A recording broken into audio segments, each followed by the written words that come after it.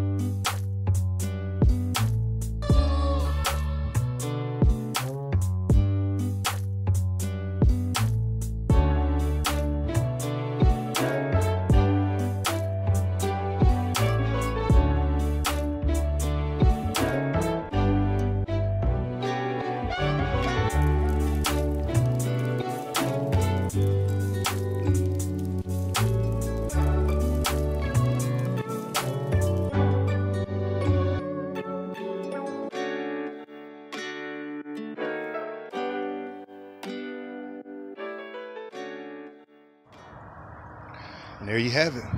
I mean, one of the easiest jobs you can do. Remember, you can do it. You can do it.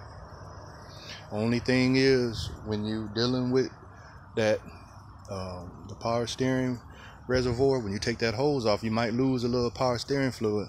So, put something up under there, or be prepared to clean up a little mess, but it's not gonna be bad. But save you a few $100s doing that little job right there. All right, y'all, do me a favor and like and subscribe to this so I can bring y'all some more good content, and I'll see y'all next time. Thanks.